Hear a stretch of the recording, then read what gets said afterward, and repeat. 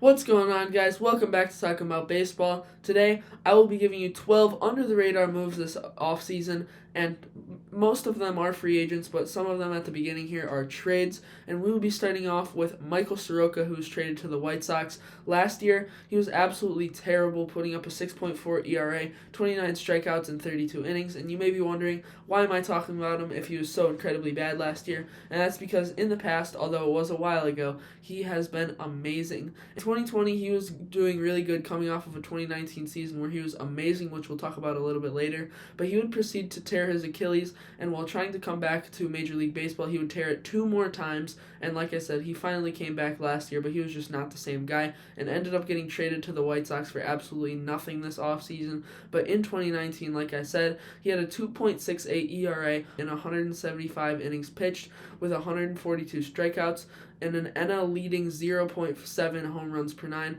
with a 6th place finish in the Cy Young Award in just his rookie season. So there's a lot of promise for him after that, but unfortunately he was never the same guy after tearing his Achilles. And even though the White Sox are quite a terrible team, I do like some of the moves they made this offseason. I think he could be really solid for them in 2024. Next up, I have Enyel De Los Santos, who was traded to the Padres for Scott Barlow. Barlow just got traded again. He was traded to the Guardians after being picked up by the Royals at the trade deadline.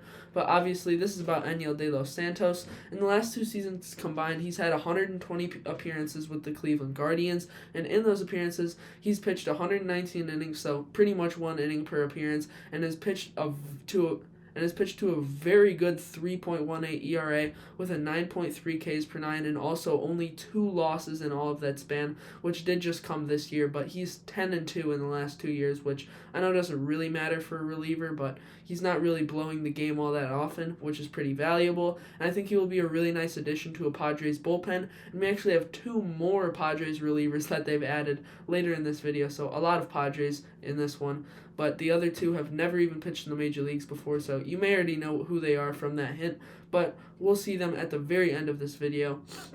At number 3, I have Shelby Miller, who was just signed by the Tigers. He's had quite the rough career. He's been a huge journeyman the last few years, has never really found all that much success, except for last year. The Dodgers picked him up before the season, and he finally got his chance in the major leagues. And of course, since he was with the Dodgers, he pitched amazing. In 35 relief appearances, he did start 1 game, so 36 games total. He had 42 innings, and he had 42 innings and also 42 strikeouts, and that pitched him to an outstanding 1.71 ERA, and he joins the Tigers bullpen that's also already looking pretty good with guys like Alex Lang and Jason Foley, so that bullpen's going to be really nice for a team that I personally have winning the AL Central next year. Next up, I have yet another AL Central team, and that is Kyle Wright being traded to the Royals. He is coming off of a terrible 2023 where he also dealt with a lot of injuries and didn't make too many starts for the Atlanta Braves, but I'm surprised they gave up on him so early, trading him to the Royals for remotely nothing, but because in 2022, he had 21 wins that led Major League Baseball entirely, which, once again, wins don't really matter for starters or relievers because the Braves were just so good, but it's not like he was terrible either. He finished 10th on the Cy Young Award voting with 180 innings, 174 strikeouts, and a 3.19 ERA, which is an outstanding season for the Braves to just give up on him 1 year later, even though he is coming off of a pretty bad season. This Royals team really does look pretty solid to me because they've made some really nice They've made a lot of nice free agent additions so far, and I like what they're doing in Kansas City, and I think could make a run for the division because it is so weak. Next up, this is probably the least under-the-radar signing of this whole video, and that is Mitch Garver of the Mariners. He's never really been considered a star, although right now is probably the most he's been considered a star in his career. With the Rangers in 2023, he hit .270 with 19 home runs and 50 RBIs, with a 134 OPS+, being mainly their DH considering they had Jonah Heim catching, and I think that's probably what he'll be doing for the Mariners too, although he is making a lot of money to DH, but Cal Raleigh is a pretty solid defensive catcher, so I think they will most likely keep him there and have Garver DH, but Garver is coming off of quite Garver's coming off of a few rough years. He was with the Twins in 2019 where he hit .273 with 31 home runs and 67 RBIs with a 157 OPS plus. That's the year where the Twins broke the home run record, which, as many of you know, was just broken by the Braves this past season. But Mitch Garver was a huge part of that, and after that he kind of just fell off a cliff, but he went to the Rangers before the 2022 season and was finally given a chance to get some consistent playing time this year, and he proved that the Rangers were right for that, and he gave them a huge grand slam in the playoffs against the Orioles, which was one of the biggest turning points of that series, which gave them the W of that game.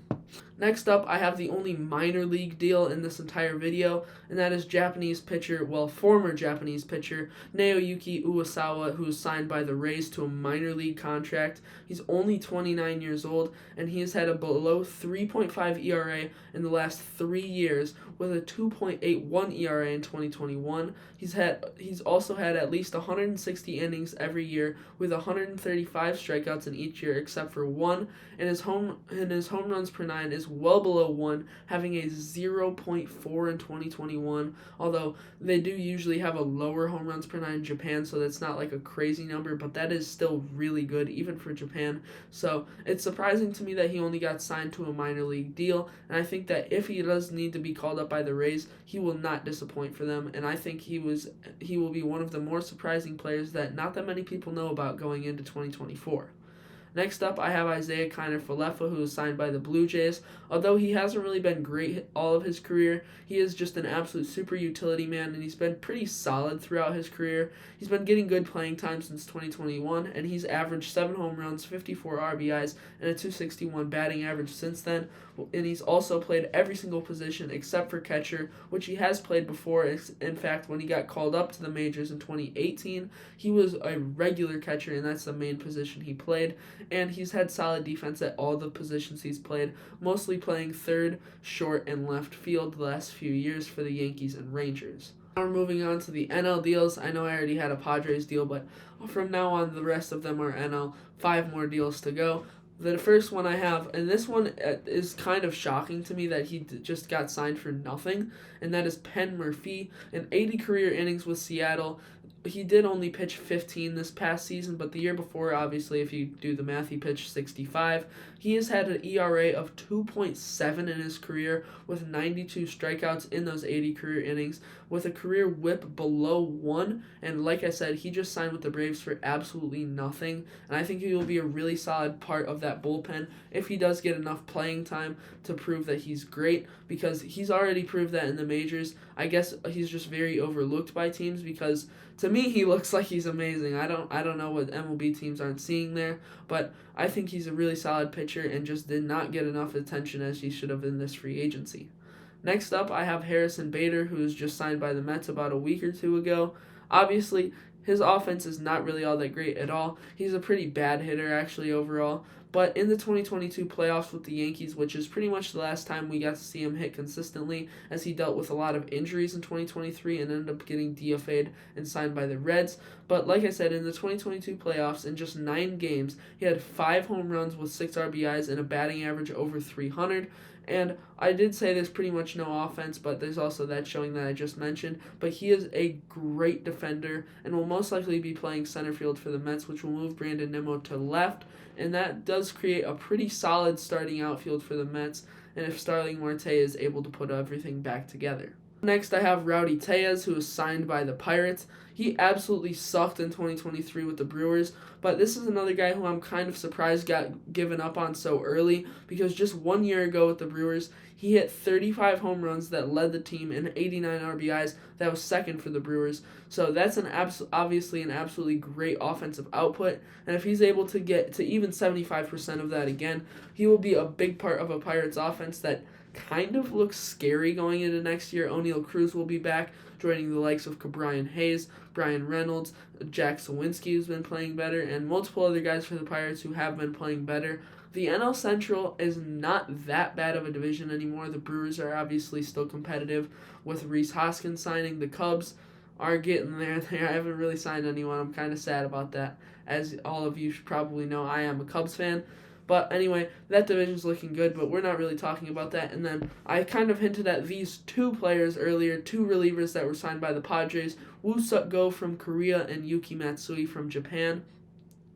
Woo Suk Go is only 25 years old, and it's kind of hard to find stats from them. Baseball Reference, they don't really let me average everything out or see what their ERA was over the last 3 years, but I can tell you he's coming off of kind of a rough 2023 with a 4 ERA. Woo Suk Go is. I don't know if I made it clear that it was him that I'm talking about, but he had an ERA below 2.5 the 2 years before, including a really solid ERA of 1.88 in 2021. And for Yuki Matsui, he's a crazy good closer from Japan and is a pretty solid Josh Hader replacement because he is also a left-handed pitcher. And over the last 3 years, he's had ERAs of 0.63 in 2021, with a 1.92 in 2022, and a 1.57 in 2023, and with 24, 32, and 39 saves over those years as well. I think he's a really underrated add to the Padres bullpen. I hope you enjoyed this video, and I'll see you next time on Talking About Baseball. Bye.